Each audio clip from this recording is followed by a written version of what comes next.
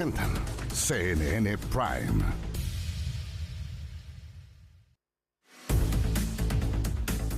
¿Cómo están todas y todos? Muy bienvenidas, muy bienvenidos a esta edición de día viernes en CNN Prime. Por supuesto que damos el comienzo a partir de ahora. Les vamos a estar conversando sobre toda la actualidad nacional e internacional que ha marcado justamente esta jornada de día viernes y por supuesto vamos a estar hablando de la gran sorpresa, por qué no decirlo, del Mundial, porque a esta hora Argentina, tal vez el gran candidato o uno de los grandes candidatos del Mundial 2026, está empatando y se fueron a la largue. Nada más ni nada menos que contra Cabo Verde. Bueno, de eso y más les vamos a estar hablando en esta edición de CNN Prime que comienza a partir de ahora con los titulares del día. El presidente José Antonio Kast volvió a abordar las tensiones del oficialismo tras reunirse con Chile Vamos y republicanos en el Palacio de la Moneda. El mandatario afirmó que la coordinación va a ir mejorando. Uno de los temas claves para el sector es el proyecto de reconstrucción nacional, el que esperan sea aprobado con una votación lo más transversal posible. En prisión preventiva quedó el presunto miembro del Tren de Aragua, Dayonis Orozco, alias El Botija, quien fue extraditado ayer desde Colombia. El hombre fue formalizado por el homicidio del carabinero Emanuel Sánchez ocurrido en abril de 2024, además de porte ilegal de armas. Mañana se le va a imputar el delito de asociación criminal por su eventual vínculo con el caso Ojeda. La ministra del Deporte tuvo que salir a dar explicaciones, todo esto a raíz del rechazo a los shows de BTS en el Estadio Nacional. Precisó que nunca existió una autorización formal para el uso del Coliseo Deportivo y que la venta de entradas fue una decisión comercial adoptada mientras la evaluación técnica seguía en desarrollo. Pese al rechazo, la autoridad ofreció trasladar el evento a la explanada del Parque Estadio Nacional o al Parque Cerrillos, espacio que ya estarían disponibles. Y en temas internacionales, la cifra de muertos tras el doble terremoto en Venezuela aumentó a 2.645 personas, según el último balance del gobierno. La presidenta encargada, Delcy Rodríguez, defendió su gestión ante esta emergencia y rechazó que la respuesta de las autoridades haya sido lenta. Todo esto y más, porque aquí comienza CNN Prime.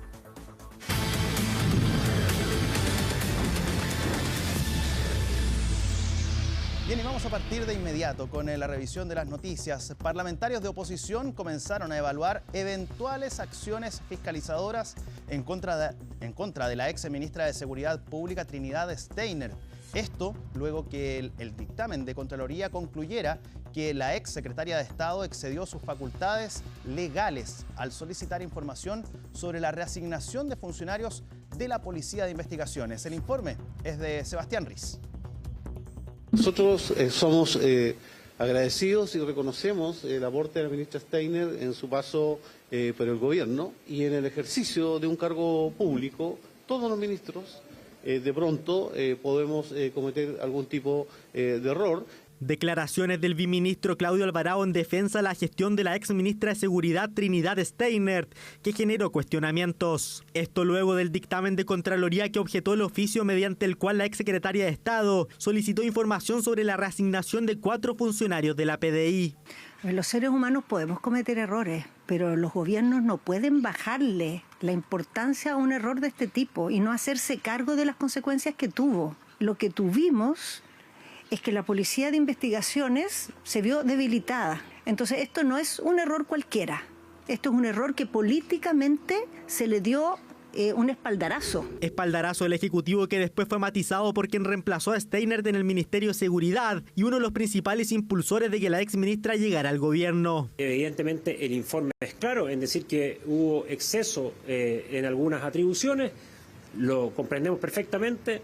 Este ministro en el cargo es muy respetuoso de eso y se lo hemos manifestado a la policía y al Ministerio Público, de ser muy cuidadosos en esa separación de las funciones. Es muy importante que cada uno de los funcionarios públicos tenga lo suficientemente claro cuál es el contorno, cuál es el delineamiento de sus atribuciones. Creo que esto vale para todos, no solo en este caso puntual de alguien que ya dejó su cargo, sino que en otros que yo creo sería bueno que se pregunten internamente si es que ellos también están actuando en el contexto de las atribuciones que les da la ley. Error que en este caso terminó con Steiner fuera del gobierno y que ahora despierta la posibilidad de una acusación constitucional en su contra. Desde la oposición ya evalúan distintas herramientas de fiscalización, decisión que será analizada la próxima semana por los presidentes y jefes de bancada. La ministra Steiner incumplió un mandato legal y constitucional. Y por eso no descartamos ninguna alternativa, sin perjuicio de que hay que analizarlo de manera responsable y ponderada y que eventualmente una comisión especial investigadora va a poder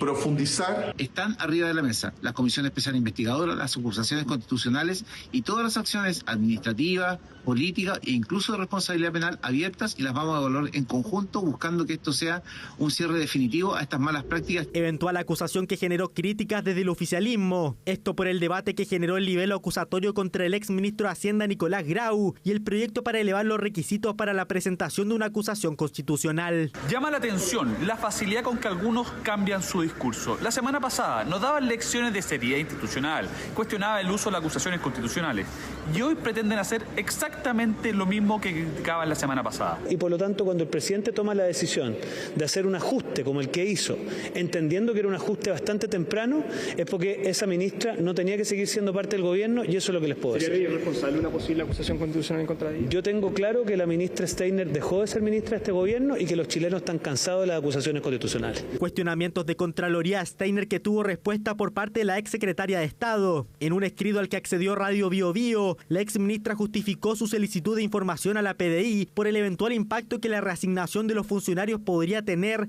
en una investigación en curso. Se trató de un desarraigo administrativo abrupto de los investigadores clave que dominaban la trazabilidad del caso. La finalidad del oficio era una sola: solicitar los fundamentos administrativos de una decisión que afectaba la eficiencia de la política de seguridad nacional. Abstenerse de hacerlo habría sido una negligencia con mis obligaciones legales. A 44 días de dejar el cargo, Trinidad Steiner vuelve al centro del debate político, mientras toma fuerza la posibilidad de una comisión especial investigadora o una acusación constitucional en su contra.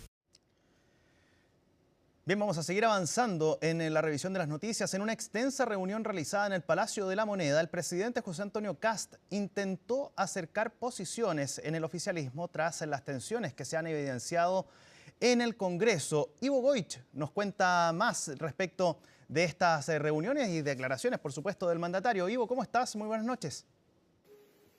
¿Cómo te va, Felipe? Muy buenas noches. Una jornada acá en el Palacio de la Moneda marcada por esta invitación hecha por el presidente José Antonio Kast a los presidentes de los partidos oficialistas que dan sustento político y son la base de apoyo del presidente José Antonio Kast tras semanas marcadas por desavenencias, declaraciones cruzadas, recriminaciones también, y que después de la fracasada acusación constitucional en contra del ex ministro de Hacienda Nicolás Grau evidenció que efectivamente es muy difícil que los partidos oficialistas puedan generar una coalición y una alianza de gobierno, incluso después de las mismas palabras que entregó el presidente Kast en Uruguay, en el cierre de su gira internacional durante esta semana, donde dijo que con el tiempo él espera que algunos de estos partidos quizás puedan efectivamente juntarse y poder generar una coalición de gobierno.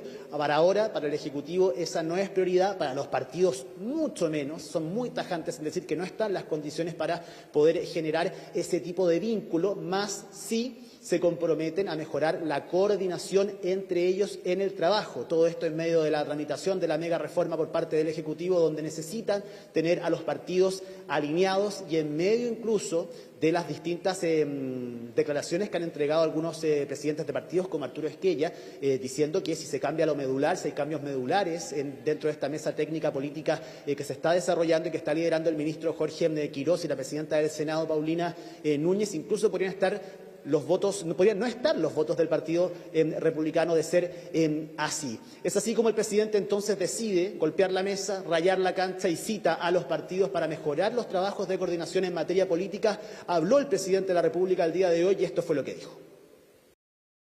Hemos tenido ciertas dificultades estructurales de nuestro país en temas económicos, en temas de empleo. Ustedes han hecho un seguimiento de lo que son las cifras de desempleo, de lo que es la cifra de crecimiento, pero vemos con muy buenos ojos lo que viene. Y ese espíritu con esperanza y optimismo es lo que hemos conversado.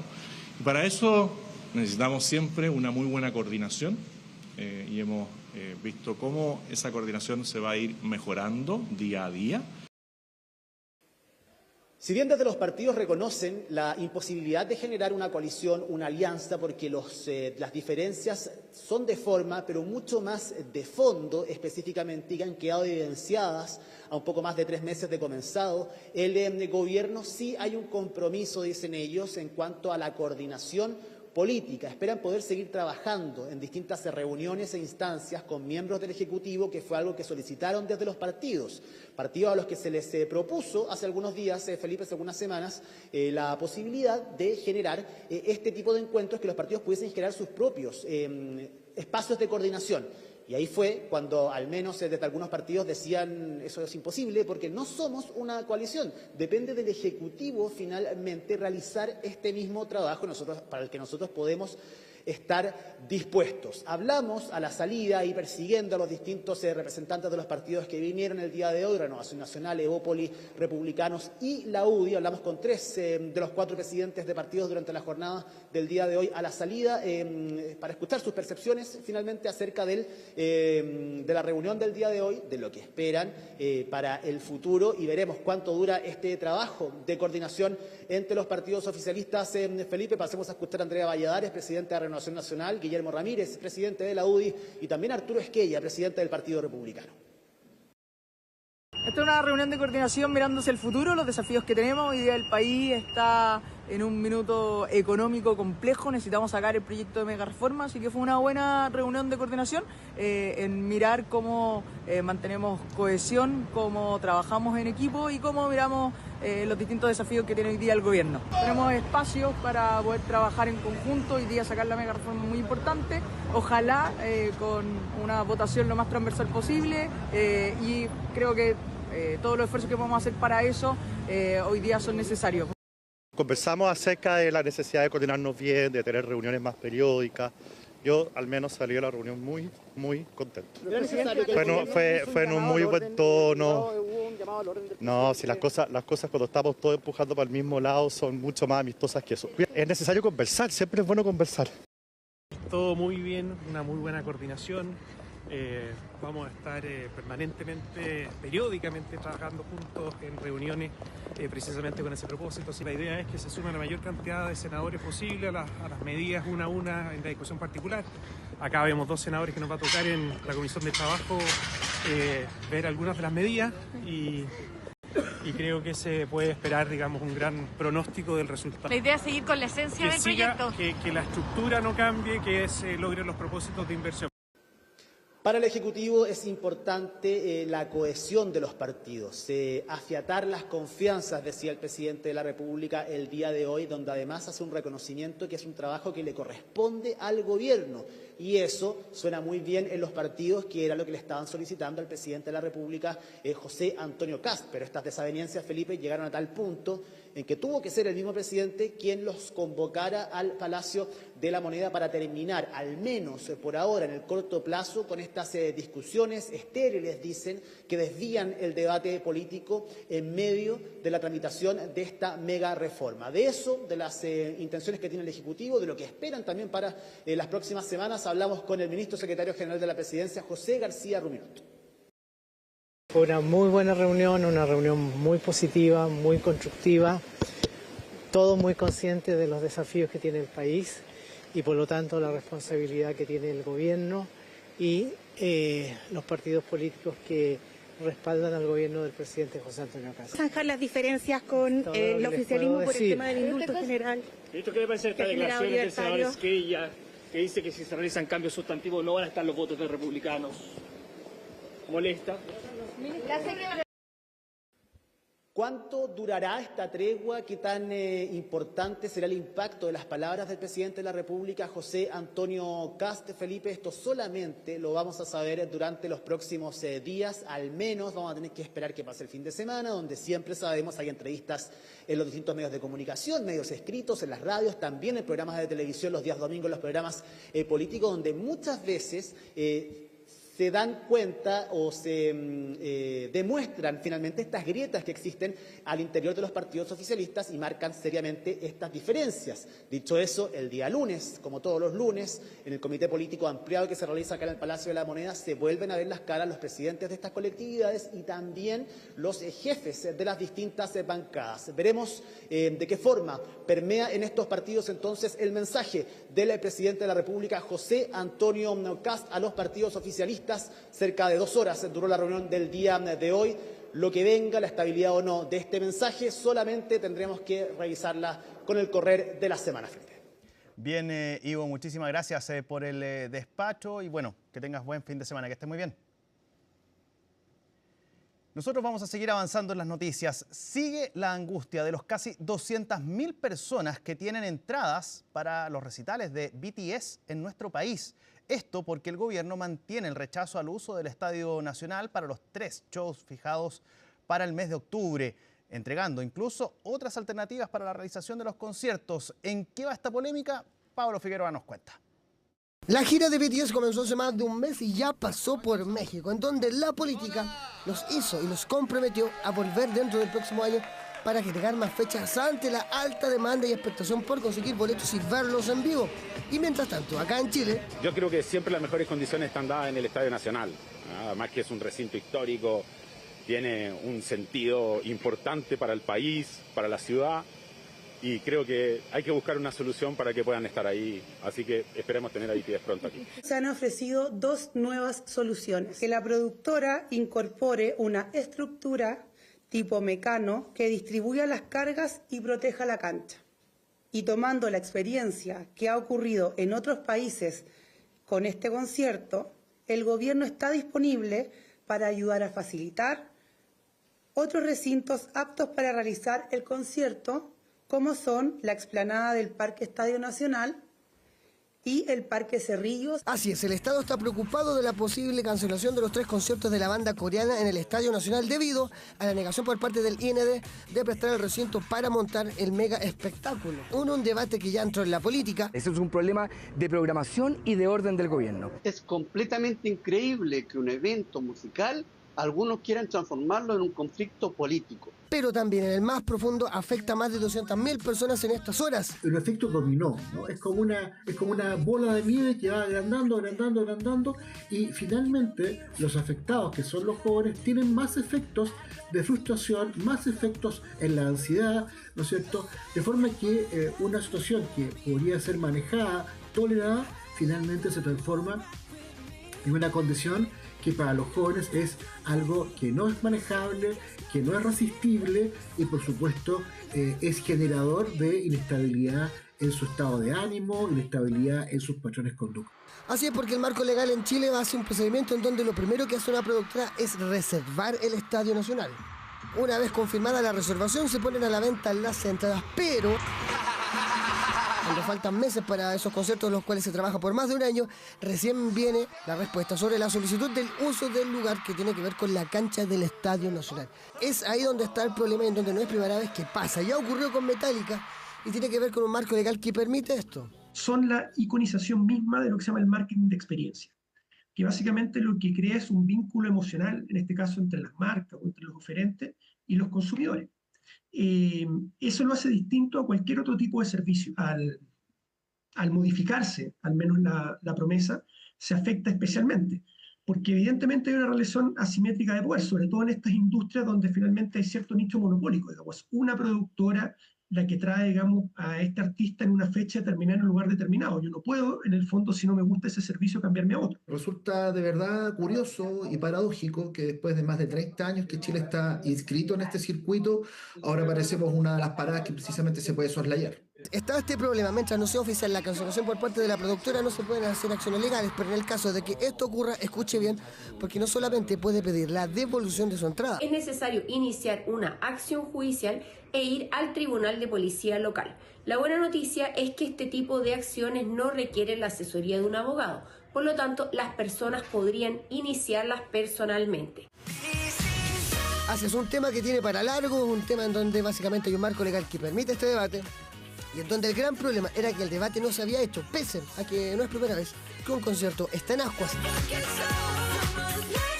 debido al procedimiento de la petición del Estadio Nacional, en donde uno lo reserva, vende las entradas y después recién confirma el lugar.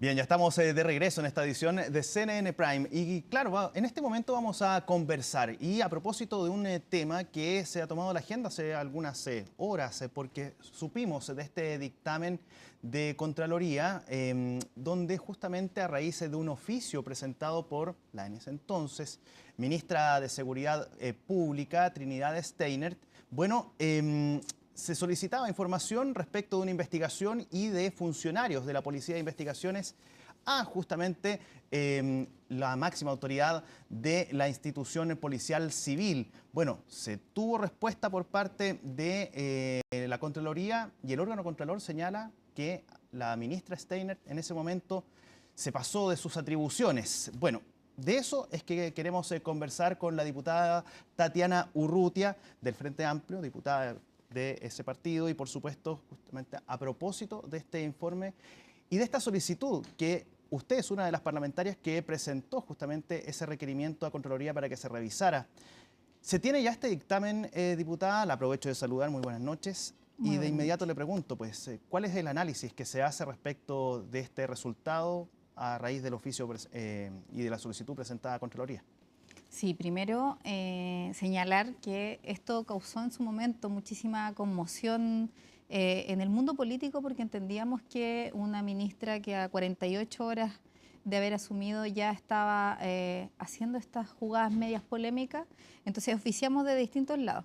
Así que la Contraloría respondió en solo oficio, varios distintos oficios para aclarar que el que preguntó específicamente fue el diputado Raúl Leiva, pero sí, cuando un diputado envía una información, en general los demás vamos complementando. Por eso es que la Contraloría responde en uno mismo a distintos diputados. Y es algo que el mismo día que el primer día que la ministra compareció ante la comisión, que lo que esperábamos era nos presentara el plan de estrategia y de trabajo, y en verdad lo que hizo fue presentar el plan de recortes que después no funcionó, se le preguntó esto y su respuesta fue que ella entendía que la ley le permitía hacer esto. Desde ahí una cantidad de cuestionamientos, entre medio la salida de la ex subdirectora de la PDI, Consuelo Peña, ha producido una cantidad de enredos básicamente en torno a esto.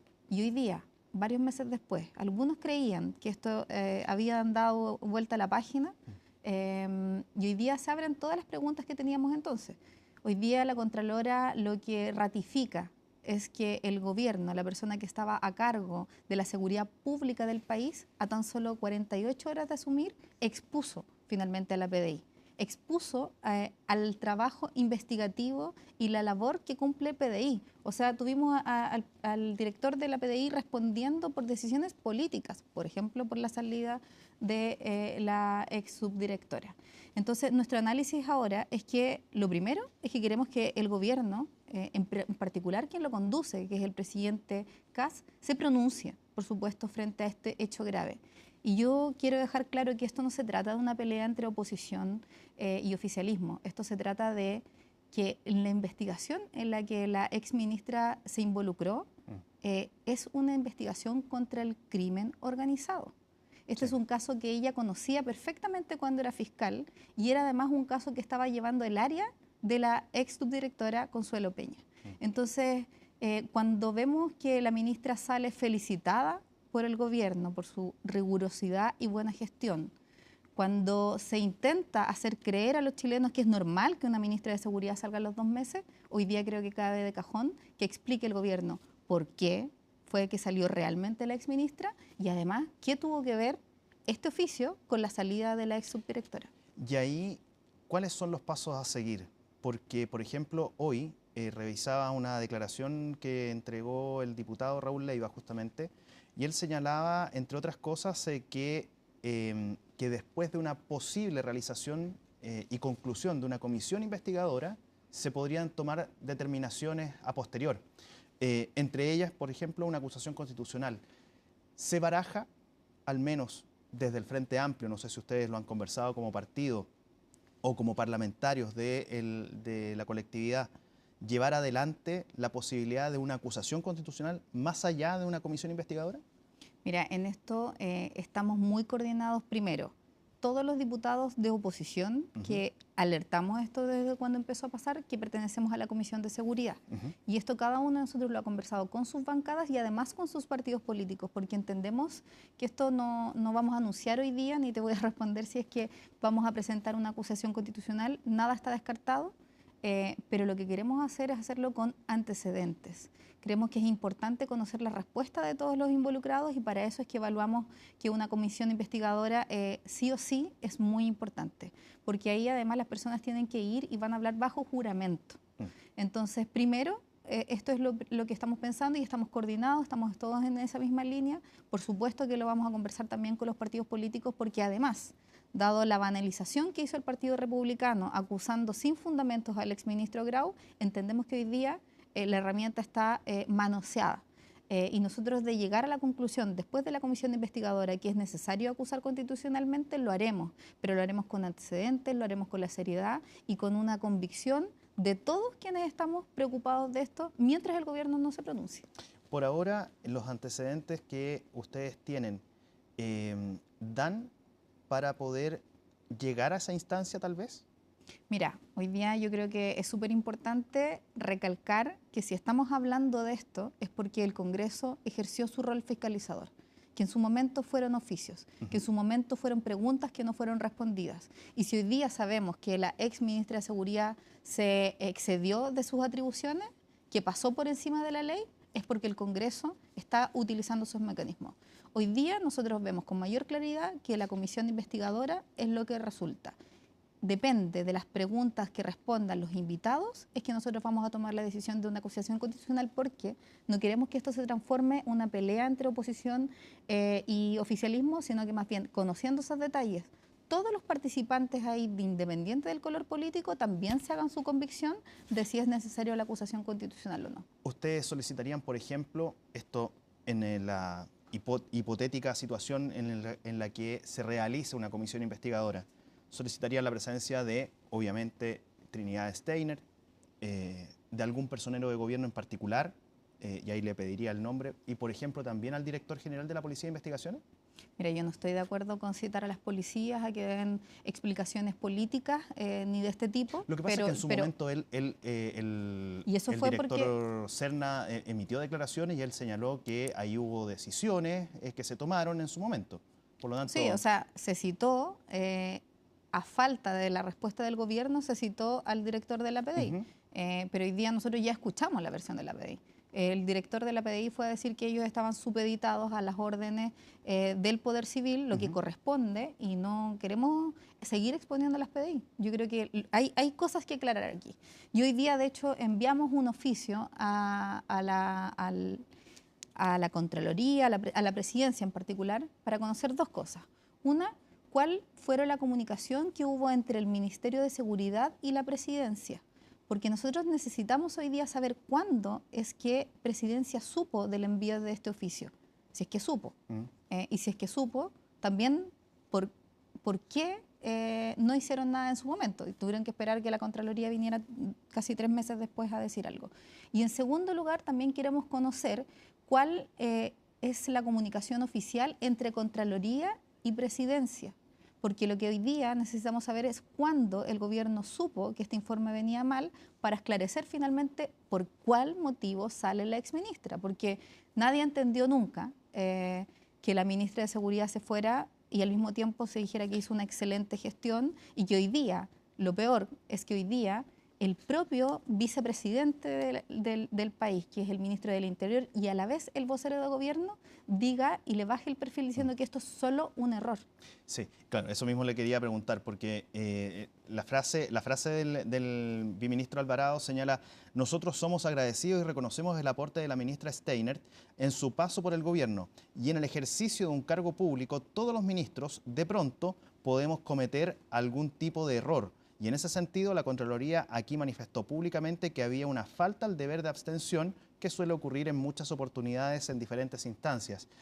A su juicio, ¿qué es esa declaración? Primero, al ministro Alvarado se le olvidó leer la mitad del informe de Contraloría, porque no solo dijo que había faltado al deber de abstención, que es muy importante. Que se sobrepasó a sus atribuciones, eso señaló. Exactamente, pero eso no se hace cargo el ministro Alvarado. Y justamente es el problema, porque cuando la persona que está a cargo de la seguridad del país no conoce los límites de su propio cargo, lo que corre riesgo es la seguridad del país. La exministra, yo creo que todos tenemos claro que nunca entendió la diferencia entre su rol de fiscal y su rol de ministra. Entonces, a los 2 días de haber asumido, se metió un caso que ella llevaba cuando era fiscal. Entonces, creo que eso es un mínimo, no es un error. No es un error que, por ejemplo, hoy día un ministro estuviera haciendo, te lo pongo en otro ejemplo, en otro ministerio. Si hoy día un ministro X, que viene de una empresa, de ser gerente de una empresa, estuviera a través de su ministerio haciendo alguna gestión para esa empresa, eso no sería un error cualquiera.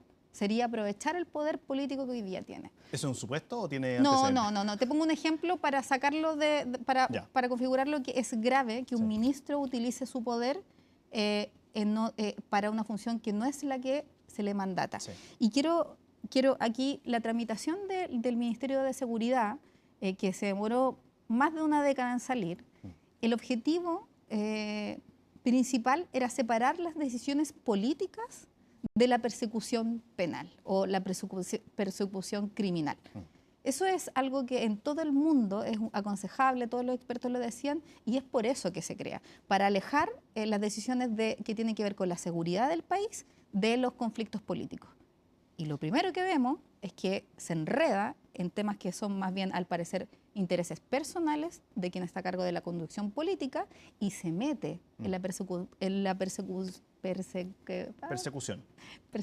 criminal. Así es. Diputada, usted en la respuesta anterior me señalaba que la duda respecto de por qué Steinert sale del gabinete existe respecto de 2 temáticas, porque recordemos que en ese momento, cuando ella deja el cargo, se da en torno también a una declaración que ella da en una entrevista, en ese momento fue a Radio Agricultura, donde ella señala que le llamó la atención, o le sorprendió más bien, que haya tenido que ir a entregar, o que los parlamentarios le exigieran un plan de seguridad tipo texto, expuesto, que se fuera a exponer a la Cámara. Concreto, dijo. Concreto. Se da en ese marco también, se da en torno a esta investigación que estaba realizando la Contraloría, donde ya se intuía que podía existir algún tipo de dictamen, pero en ese momento no llegó. Entonces hay, digámoslo así, hay 2 caminos que podrían haber sido las razones del por qué pudo haber salido del gabinete. ¿A qué atribuye usted la salida entonces?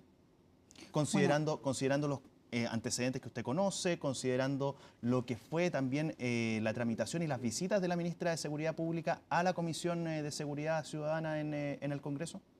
Sí, lamentablemente fue solo 2 veces o una vez, fue solamente una vez y no respondió a nuestras preguntas, pero claro, tú indicas 2 caminos y yo creo que el camino de no tener plan tiene que ver más bien con el presidente, tiene que ver más con el plan de cómo, en particular, el Partido Republicano decide gobernar el país, a punta de polémicas, a punta de eslóganes, y cuando llegan al poder, no sé si tú recuerdas que durante los 2 o 3 meses antes de asumir tenían una oficina del presidente donde ellos decían que ya estaban trabajando. Entonces, por eso es muy sorprendente, no solamente que la ministra tuviera mal manejo comunicacional, que yo creo que eso es una anécdota dentro de todo lo que estamos hablando hoy día, sino que efectivamente este proyecto que llega a gobernar no tenía plan de seguridad. Y lo que hace la ministra finalmente es revelarlo, es revelar algo que era cierto. Y lo más grave no es que ella no supiera que tenía plan, lo más grave es que la ley le mandata a tener una estrategia que tiene que ver con, ya existe un plan, una política nacional de seguridad pública, que es la que reconoce el ministro Arrau que existe y que dura 6 años, y lo que sucede hoy día es que a 3 meses de gobierno aún no tenemos la estrategia, el plan, porque el ministro, efectivamente el actual ministro ha ido al Congreso, ha dicho los ejes, qué los motiva, pero el plan, la estrategia mandatada por ley, que tiene que pasar por el Consejo de Seguridad Pública, que tiene que pasar por el Consejo de Prevención del Delito, consejos que aún no sesionan, eso es lo que todavía no pasa. Entonces yo atribuyo la falta de plan más bien al presidente de la República, a Presidencia, al segundo piso, que es porque a 3 meses todavía no cumplen con el mandato de tener una estrategia que pase por todos los conductos regulares que tiene que pasar, que lo dé a conocer al Congreso también. Ahora, hacer el punto también. En su momento la ministra Steiner llegó a hacer la presentación del plan de seguridad y ella retrucó o cuestionó que a ella no le permitieron mostrar un PowerPoint en ese momento y que eso le habría dificultado poder exponer de mejor manera y que terminó leyendo justamente el texto, algo que trajo crítica no solamente de la oposición, sino que también de algunos parlamentarios, no digo oficialistas, pero sí cercanos al oficialismo, como la diputada Navellán, por ejemplo, que la escuché también criticando que cómo es posible que tuvo que leer tanto. Sí, mira, el problema, yo no fui de las personas que no dio la unanimidad, pero finalmente igual estuvo más de 1 hora leyendo un discurso, y eso no es un plan. Y yo creo que tanto la ministra como el gobierno todavía no entienden que un plan no es un papel impreso y anillado, como dijo la subsecretaria. Es una estrategia que tiene que ser el mandato para que el Ministerio de Seguridad funcione, que tiene que ser el que se rige para que los órganos que tienen que ver con la seguridad pública puedan subsistir, se puedan coordinar. Y por eso es que ese plan no solo requiere que tenga un PowerPoint, lo que requiere es que sea un documento que pase por todas las áreas visadas del ministerio, que pase por los organismos que la ley le mandata pasar, o sea, los autorice, se converse en un consejo de personas que están autorizadas para hablar de esa materia, y eso es algo que está mandatado por la ley, que el ministro Arrau recién lo vino a develar al segundo mes cuando él asume. Pero aún así, después de un mes de él asumir, no tenemos plan. Y yo te puedo decir, desde la Comisión de Seguridad del Congreso, que es donde yo pertenezco, solo estamos legislando temas de orden público. Solo estamos legislando sobre capuchas, sobre rayados de la muralla, pero no estamos legislando nada que tenga que ver con, por ejemplo, los delitos sexuales contra niños y adolescentes que han aumentado. No estamos legislando nada sobre que tenga que ver contra la violencia intrafamiliar. No estamos legislando nada con los problemas reales que está viviendo la gente, sino que más bien parecerá que tenemos un gobierno que está obsesionado con pelear con lo que sucedió el 2019 y no mirándose al futuro. Y eso nos tiene preocupados, se lo hemos dicho en todos los tonos al gobierno, se lo hemos dicho a los ministros, se lo hemos dicho a los subsecretarios, hemos oficiado pidiendo que también se den a conocer cuáles son los planes de prevención del delito. La gente no quiere solamente que se persigan a los delincuentes, también quiere que eviten los homicidios, los robos, y echamos de menos una agenda de prevención, una agenda de reinserción, porque además hoy día las propuestas es solo más cárcel, y sabemos que tenemos un sistema carcelario que está desbordado, un sistema carcelario que está ya en condiciones, yo creo, muchas veces infrahumanas, y lo que estamos proponiendo es que la gente pase más años en la cárcel y después igual va a salir. Diputada, y aquí quizás una opinión más general, venimos saliendo de la acusación constitucional en contra del exministro de Hacienda, Nicolás Grau. Si esa acusación constitucional no se hubiese presentado, estaríamos hablando de frentón, de una acusación constitucional en contra de Trinidad Steiner. Puede ser que esa acción les haya limitado a ustedes o los haya dejado, entre comillas, porque alguien podría decir acá, revanchismo. Que los hayan dejado a ustedes de manos atadas respecto de acciones político-constitucionales que tienen como atribución ustedes como parlamentarios para presentar, y a raíz de este hecho, ¿a ustedes los deja maniatados en este caso? Mira, yo creo que efectivamente a veces las cosas que suceden en el Congreso son complejas de entender a quienes nos están mirando, porque muchas veces está movilizado por enredos que son propios de la política y del Congreso, y la gente está aburrida de ese tipo de problemas. yo no podría decir qué hubiese pasado si no hubiese pasado lo que pasó. Sin duda, obviamente, hoy día la liviandad con la que se ha manejado la herramienta constitucional nos hace pensar mucho más aquello, pero yo voy a ser enfática en decir que hoy día no tenemos la convicción de que una negociación constitucional sea lo más óptimo en este momento, y es por eso que vamos a acudir a esta instancia, ya que cuando sucedió esto no se respondieron las preguntas, creemos que es importante hoy día se respondan, y con esas respuestas vamos a evaluarlo en su mérito. Y yo quiero hacer énfasis en por qué es tan importante esto, por qué no se trata de una pelea con el gobierno, por qué no se trata de una pelea de partidos políticos, se trata de que y por qué es importante cuando hablamos de los principios de abstención, de probidad. No son solamente textos escritos para que se vean bonitos o para que alguien elija si ocuparlos o no. Tiene que ver con que mucho se habla del crimen organizado, mucho se habla muchas veces de una persona un carterazo, ponte tú. Y es fácil para algunos políticos hablar de crimen organizado cuando están hablando de un carterazo, porque suena bien.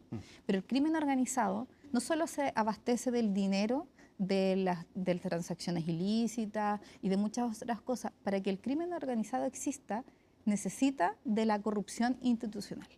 Y lo vimos en el caso de los bancos, que algunos decían hasta antes de ese caso que el crimen organizado no ocupaba cuentas corrientes, supimos que sí, y varias, y en distintos bancos. Ahí hay corrupción institucional, porque hay alguien que permeó esa institución y la corrompe. Y nosotros no queremos ser un país que el poder político sea permeado. Entonces, yo no estoy diciendo que estemos hablando de ese caso, pero cuando suceden cosas así, por supuesto que deberíamos alertarnos. Deberíamos alertarnos de que una persona se excede de sus límites y se mete con la institución que investiga los delitos en Chile, que a raíz o al mismo tiempo sale una persona que tenía una conducta intachable y que era una de las personas que probablemente iba a conducir la PDI, que estaba a cargo del caso que esta ministra se mete. Entonces yo creo que vale la pena hacerse todas las preguntas, porque lo que estamos pensando es en la seguridad de Chile y para que ningún otro ministro vuelva a usar las atribuciones políticas para meterse en una institución que persigue penalmente. Pero claro, es que la atribución de realizar acusaciones constitucionales, por ejemplo, ¿sí? Desde el Frente Amplio, o en ese momento la oposición al gobierno de Sebastián Piñera, por ejemplo, se utilizó y bastante. Durante la gestión del presidente Gabriel Boric se ocupó y bastante. Entonces, quizás este hecho, lo sucedido con la acusación constitucional en contra de Nicolás Grau, ¿les dificulta a ustedes el camino de llegar a esa instancia? Esa es mi pregunta. No, yo creo que si nosotros nos hacemos la convicción de que aquí hubieron incumplimientos a la Constitución, por supuesto que lo vamos a hacer. Pero hoy día sería irresponsable de nuestra manera, no solamente para quedar bien o no con la gente, sino que para tomar en serio, y si que nos hacemos la convicción es porque vamos a tener los antecedentes y creemos que la vamos a ganar. En ese sentido, que no sea un tema de oposición contra oficialismo, sino que sea más bien porque los antecedentes que se pusieron, donde van a haber representantes de todas las bancadas, sea convincente también para aquellos que, independientes de ser oficialismo, también han cruzado la cancha y han dicho, bueno, este tema es más importante.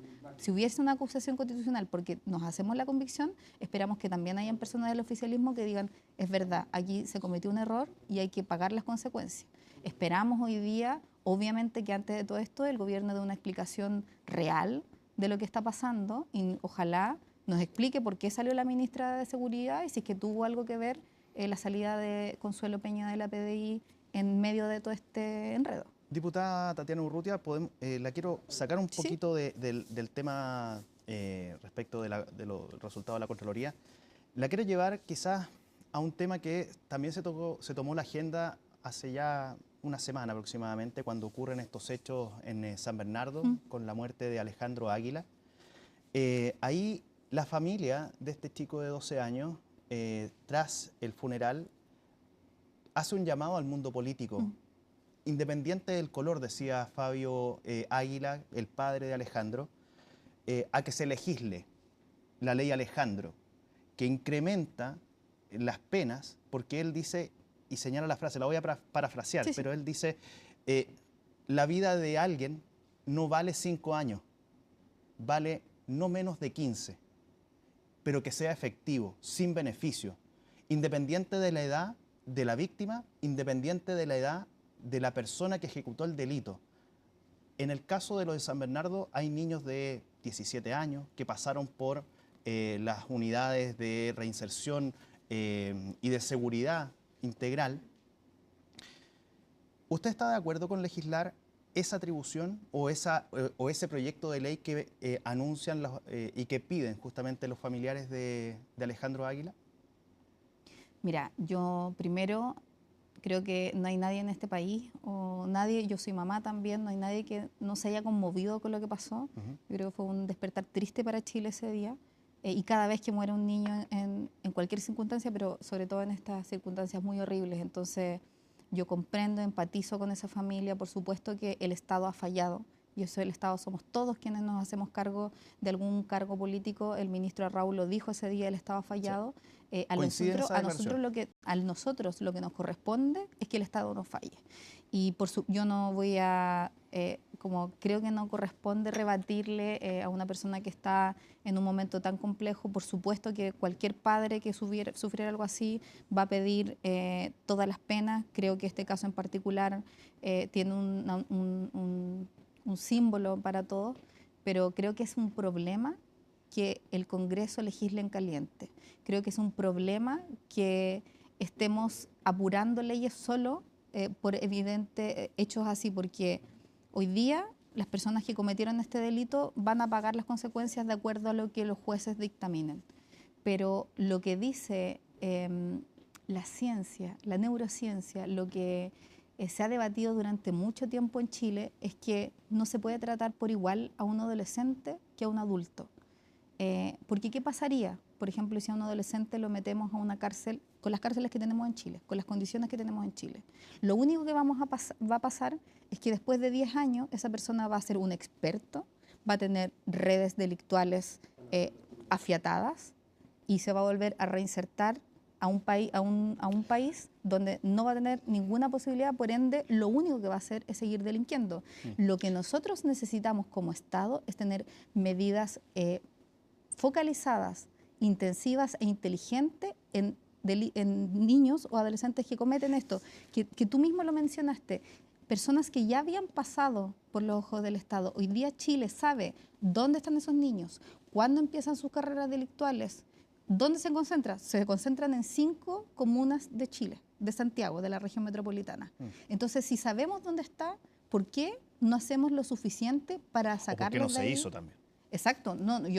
Esto es un problema del Estado, y así como la política de seguridad debería ser una política de Estado, esto es una falla del Estado. Y yo creo que estamos aún a tiempo, porque no son más de 400 adolescentes los que reinciden. La Fiscalía está trabajando con los reincidentes, así se llama. Y lo que propone el gobierno hoy día es un tratamiento especial para los reincidentes. Eso es lo que yo entiendo. No podría opinar de lo que van a hacer porque todavía no ingresan las indicaciones. Pero yo sí valoro y agradezco al gobierno que no haya escuchado esas voces que decían que había que bajar la edad penal al adolescente. Porque en simple lo que iba a hacer, si es que se bajaba la edad penal al adolescente, es que hoy día ya no van a ir a buscar a los cabros de 14 años, van a ir a buscarles de 12. Y así, eso es lo que sucede en el mundo, este tipo de problemas revierte. Y mira, te pongo un ejemplo. Estamos en la discusión sobre el acceso de menores de 16 años a las redes sociales. Y uno de los principales motivos para impedírselo es que la neurociencia indica que el cerebro de una persona de esa edad todavía no termina de desarrollarse. Aquí estamos hablando, esto es súper impopular, pero estamos hablando de personas que probablemente tienen una situación familiar, social, muy compleja y probablemente están involucrados en drogas. Probablemente no conocen otros horizontes. Yo por lo menos creo que el Estado nunca debe hacer los esfuerzos porque los niños interrumpan esas carreras delictuales. Sí, se me acaba el tiempo, diputada, pero solo una reflexión final. El fiscal Tapia, Leonardo Tapia, que es el que lleva la investigación, él señaló que aquí no hubo respeto a la vida. Por supuesto. Porque todos los que estaban involucrados, los que estaban dentro del auto y los que iban escoltando, vieron al niño. Y ni aún así pararon. No, por supuesto, yo no voy a, ninguna manera quiero que se entienda que yo... Y eran solo 2 adultos. 3 adultos. No, eran 2 adolescentes y 3 adultos. Exacto, Sí. 3 2 adultos. adolescentes Entonces, de 17 años. Exacto. Entonces, ahí hay un punto también. Más allá de las redes sociales, más allá de la psicología, ahí hay un punto también respecto de que, conociendo la situación que estaba ocurriendo en el acto, Por supuesto. que es el tercer acto delictual que habían hecho en cosa de minutos, porque ya habían robado a un funcionario de Carabineros y anteriormente habían hecho un abordazo en una bomba de benzina. Entonces, son varios los hechos y aún así... Por eso yo creo que el camino correcto es el que está haciendo Fiscalía con un ECOS 2.0. Es interesante esto porque ellos tienen identificado a este grupo de personas y lo que se espera hoy día es que haya una intervención fuerte con esas personas y que no hagamos esta pesca de arrastre donde vamos a tirar por la borda la posibilidad de sacar a muchos de ellos, de esos niños que no son esos que tú me indicas, que son aquellos que son utilizados por adultos para cometer delitos. Nosotros ingresamos junto al diputado César Valenzuela hace unas semanas. Ayer nos reunimos con el ministro de SECPRES y le pedimos prioridad, quedaron de estudiarlo, donde lo que buscamos es que se le aumente las penas a aquellos adultos que motivan y empujan, manipulan o abusan de sus hijos muchas veces o de niños vulnerables para cometer delitos. Hoy día lo que tenemos que hacer es ir de raíz a cortar. Y si hay que subir la pena, hay que subirle la pena a aquellos adultos que están detrás de cada niño. Porque esta gente que roba vehículos, ¿quién los vende? Siempre hay un adulto detrás de un niño que comete delitos y ahí también hay que poner mano dura. Sí. Pero por eso te digo, yo creo que efectivamente estas personas tienen que pagar con todo el peso de la ley, por supuesto, pero lo que no podemos hacer es generalizar, sino que más bien focalizar y poner y hacer un trabajo de Estado que requiere prevención y que requiere reinserción, que tú, igual que yo, sabemos que en Chile no existe. O existe muy poquito y está en general a cargo de fundaciones o de iglesias. Diputada Tatiana Urrutia, muchísimas gracias por esta conversación. No, muchas gracias a ti. Y nosotros vamos a ir a la pausa en esta edición de CNN Prime. A la vuelta seguimos con más.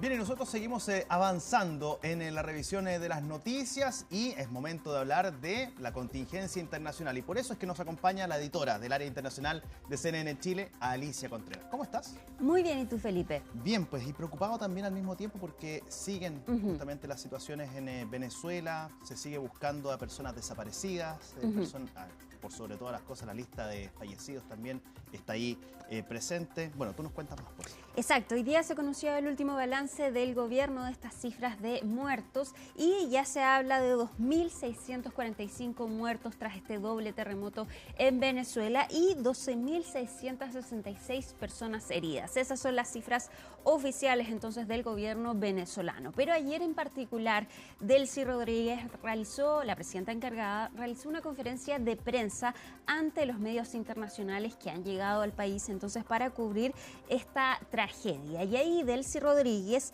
defendió la gestión que ha tenido el gobierno como respuesta ante esta emergencia. Hoy además las imágenes que ustedes ven en pantalla son de la presidenta encargada visitando a Hernán Gil, este hombre de 44 años que ayer fue rescatado de un estacionamiento en un centro comercial en el -2. Él era un guardia de seguridad, estaba ahí y pudieron rescatarlo con vida, un trabajo en colaboración con distintos equipos de rescate de distintos países, entre ellos el chileno.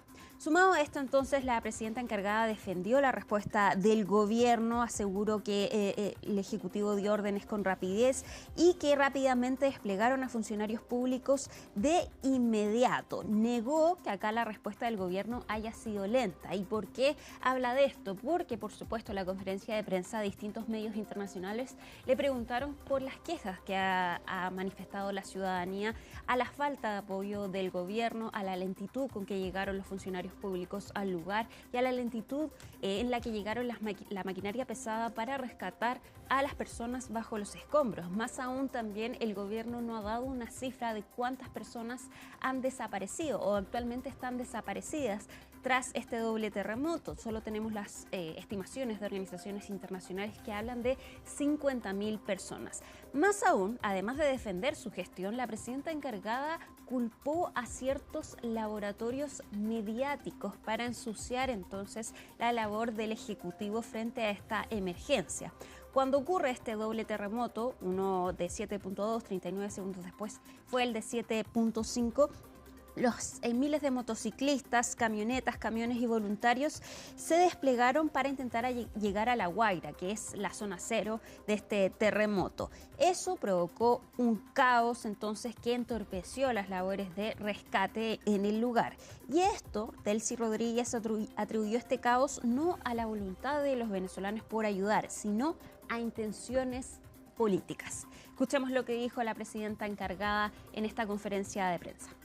Bueno, ocurrido este sismo, yo quiero decir que inmediatamente se activó el Estado venezolano en su conjunto. Lo primero que hicimos a pocas horas de la ocurrencia fue emitir un decreto con la creación del Estado Mayor para atender esta situación de emergencia ante un desastre natural, tal como está contemplado en las leyes de la República. Nosotros no esperábamos un día, 2 días, 3 días, inmediatamente se activó.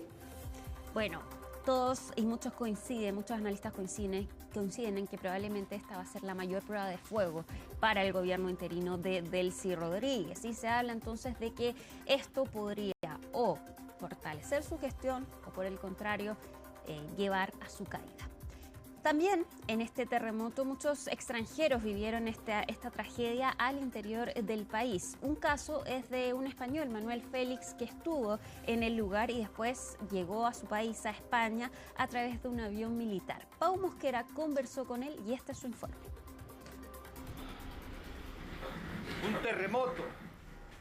Un terremoto. Se ha movido todo el edificio, madre mía. Con un fuerte sobresalto. Así sorprendió al español Manuel Félix el potente doble terremoto que sacudió el norte de Venezuela la semana pasada. Estaba hospedado en el Hotel Ritz, en el centro de Caracas. Me iba a meter en la ducha y cuando noto que, digo, ostras, me estoy mareando. Pensé que me estaba mareando. Instintivamente, no me digas por qué, no sé si es por mi locura periodística, cogí el móvil, me puse a grabar. Está la gente en la calle. Porque ha habido un terremoto bestial, se ha movido todo el edificio. Igual que al resto de la población, el sismo tomó a Manuel totalmente por sorpresa. En su caso, mientras aprovechaba su mes de vacaciones en Caracas. Los meses de junio de todos los años cojo vacaciones y me voy a lugares en donde hay actualidad informativa, ¿no? El año pasado estuve en el Líbano. El anterior, hace 2 años, en la República Democrática del Congo. Así, lo que empezó como un viaje para tomar el pulso a los venezolanos tras la captura de Nicolás Maduro, terminó como la cobertura del terremoto más intenso que ha golpeado al país en más de un siglo. Hay gente dentro, ahí debajo, que están intentando recuperar.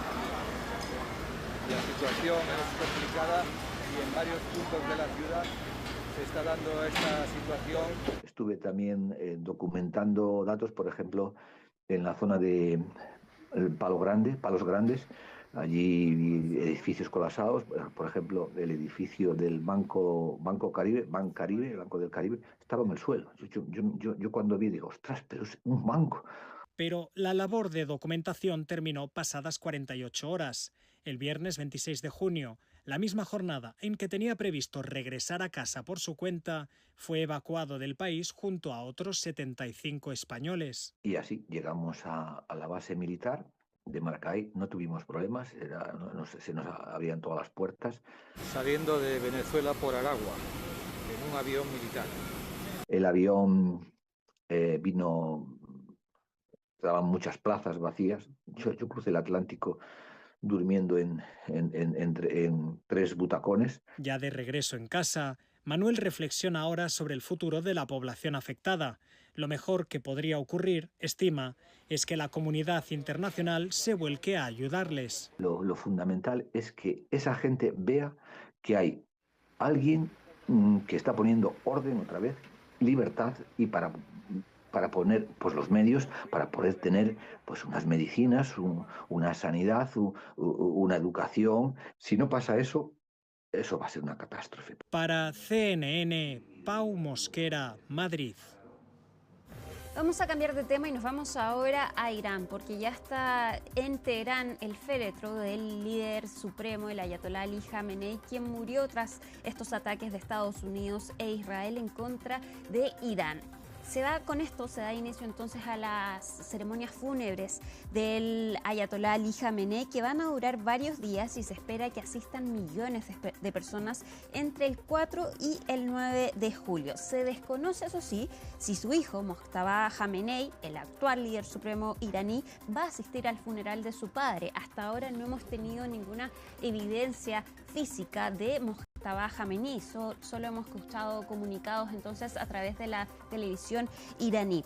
Hoy fueron las autoridades iraníes entonces las que comenzaron la despedida del ayatolá Ali Khamenei, y también distintos funcionarios de China, India y Pakistán entonces fueron a despedir al líder supremo. Mañana entonces van a comenzar las actividades públicas de esta ceremonia funeraria, y frente a esto Irán ha suspendido todas las negociaciones diplomáticas con Estados Unidos antes del funeral. También cerró el espacio aéreo del país y advirtió a Estados Unidos y a Israel también que no lanzaran ataques durante estos días. Se espera entonces este momento como una unión del país entonces para despedir al ayatolá Ali Khamenei. Hoy también estuvo en el lugar el comandante en jefe del cuerpo de la Guardia Revolucionaria Islámica, quien tampoco lo habíamos visto en público, y donde habló un poco más entonces de qué significa esta despedida para los iraníes, qué significa la muerte de su líder supremo. Pasemos a revisar.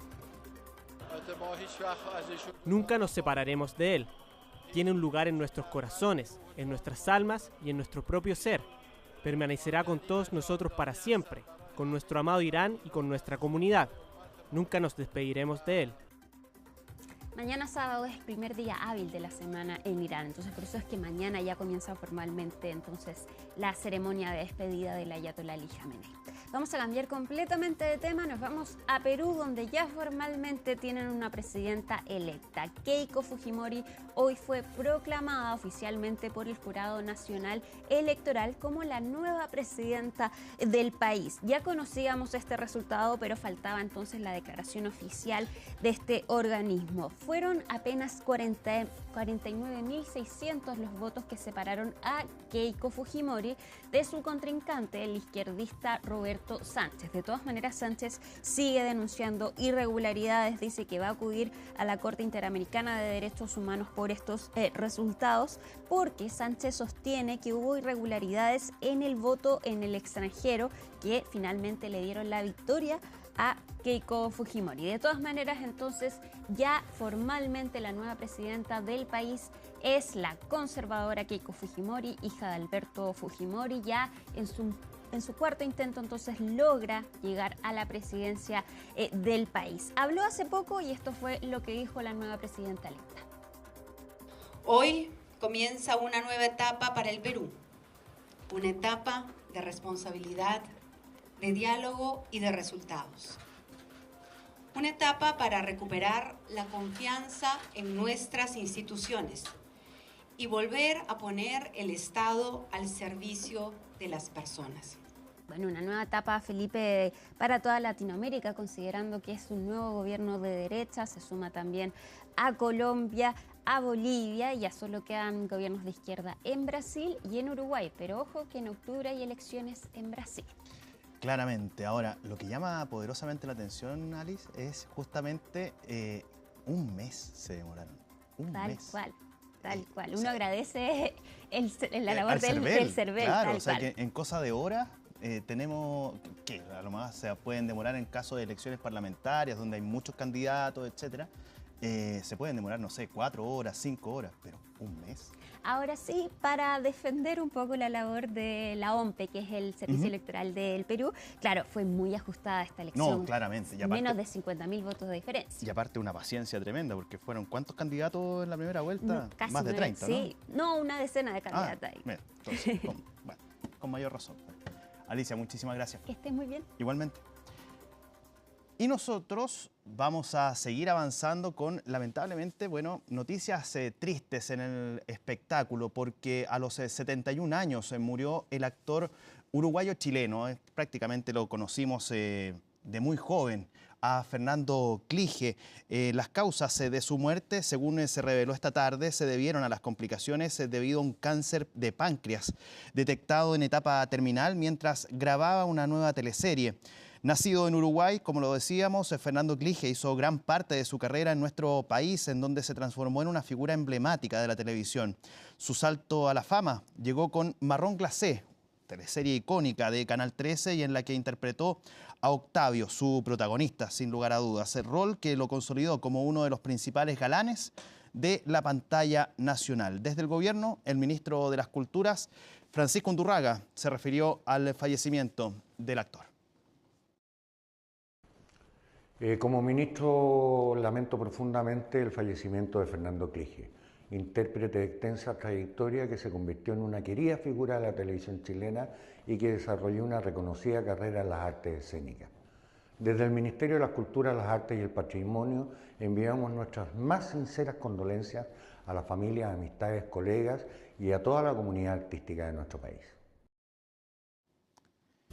Bien, así entonces con el bloque Magazine, para que usted tenga claro cuáles son los panoramas para el fin de semana, para que usted disfrute justamente este próximo día sábado y domingo. Bueno, hemos llegado al término de esta edición de CNN Prime. Esperamos haberlos dejado informados de toda la actualidad nacional e internacional, aquí pues, al estilo de CNN Chile. Y por supuesto, quédese en la sintonía de nuestro canal, porque viene CNN Tiempo. ¿Quiere saber si va a llover o no va a llover mañana? Bueno, ahí se lo va a contar José Mardones en los próximos instantes. Sepa que las noticias siempre están en la pantalla de CNN Chile.